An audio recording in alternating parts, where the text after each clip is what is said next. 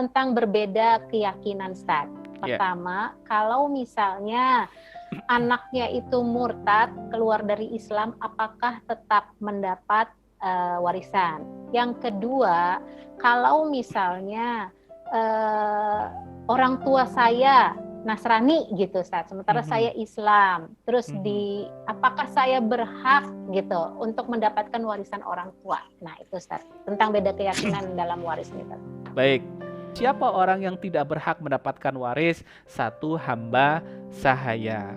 Hamba sahaya ataupun budak itu tidak berhak mendapatkan waris. Yang kedua adalah anak angkat. Anak angkat itu tidak berhak mendapatkan waris, tapi mendapatkannya bisa melalui hibah, bisa melalui wasiat. Hibah dan wasiat diatur dalam undang-undang dan juga hadis Rasulullah SAW, maksimal sepertiga dari total harta yang dimiliki oleh almarhum.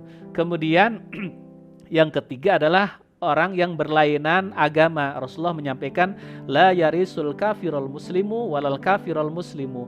Orang Muslim tidak akan mewariskan hartanya kepada orang kafir, demikian pula orang kafir tidak akan mewariskan hartanya kepada orang Muslim. Jadi kalau misalkan orang tuanya Muslim, tapi ada di antaranya anaknya itu ada yang tidak seakidah dengan orang tuanya, maka anak ini tidak berhak mendapatkan warisan. Mendapatkannya melalui apa? Ya pemberian saja, nanti ahli waris sepakat kumpul, nih ada saudara kita yang tidak seakidah dengan kita beri tidak? Misalkan diberi, nah, berapa nilainya disepakati bersama, yang penting jumlahnya itu tidak boleh lebih dari sepertiga. Nah, bagaimana pertanyaan ketika yang non muslim itu adalah orang tuanya, misalkan orang tuanya non muslim, bapaknya non muslim, anak-anaknya muslim semuanya. Nah, sama, anak-anak itu juga tidak mewariskan dari harta yang ditinggalkan oleh orang tuanya. Berarti harta yang ditinggalkan oleh orang tuanya dibagi tidak harus mengacu hukum waris. Artinya apa? Disepakati, misalkan disepakati ini kita sepakati saja dibagi sama, boleh nggak?